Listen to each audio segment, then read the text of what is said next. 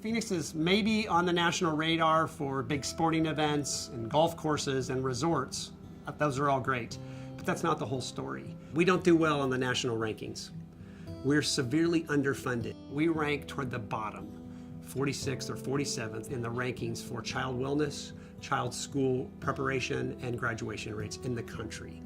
We have the huge immigration issue. We have giant populations of people who live in the shadows of our culture. That affects our schools. That affects our communities. That affects the history of who we are. Because we can just buy more land and not have to deal with some of our issues, poor communities stay poor for a long time. They are stuck in some of those systems. And that affects the schools in that district too, because that community isn't seeing the regentrification that would be necessary if the city were to grow upon itself. We just carve off more desert and build a shiny new something. And so some of the issues that we're dealing with here is how are we going to pay attention to the entire city as a whole, not just the pretty parts. Arizona is unique with how it views and how we finance and how we support education.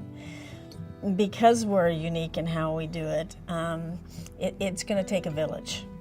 Because the financial support and some of the services and things that are needed for our families, there's not enough district funding or state funding that will be able to create that. Our communities are rallying, and our neighborhood groups and block watch groups and churches and businesses, they want to make the community better.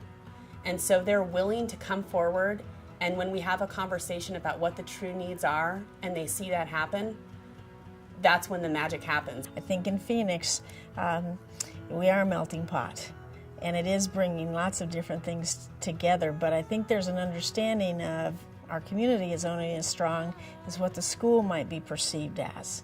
If we're perceived as a negative school, the community is perceived as a negative community. Oh my gosh, don't go there. If we're perceived positively, then the whole community becomes perceived more positively. So we really help everybody.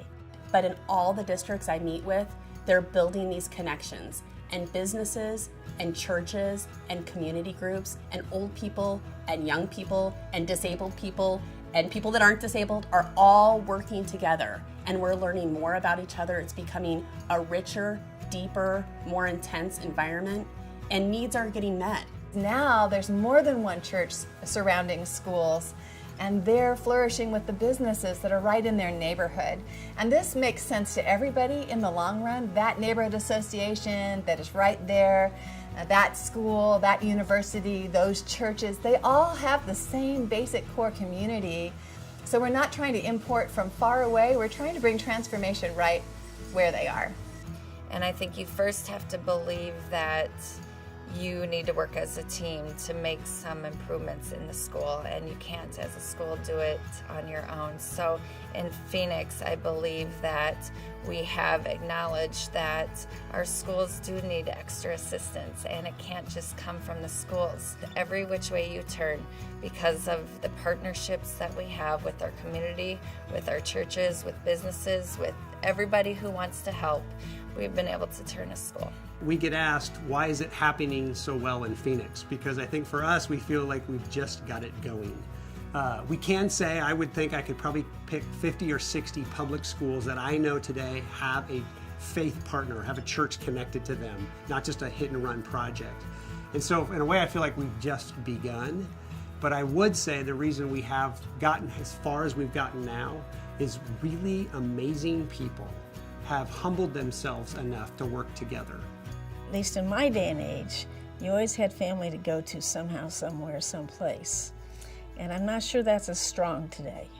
And so I think between churches and schools and everything else that we're trying to offer, we're all trying to make up for what's not there, that used to be there.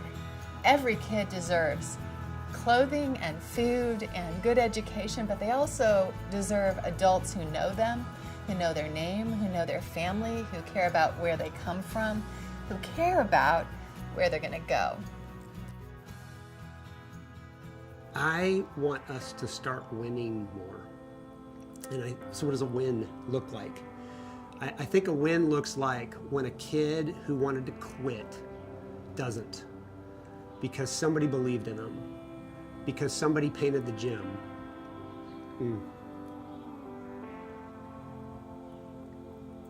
So all I'm doing is telling you what other people are doing.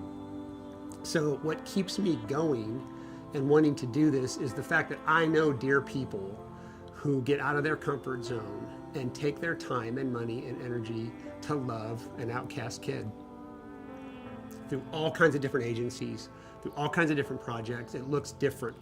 Every city, every town, every part of Phoenix is different.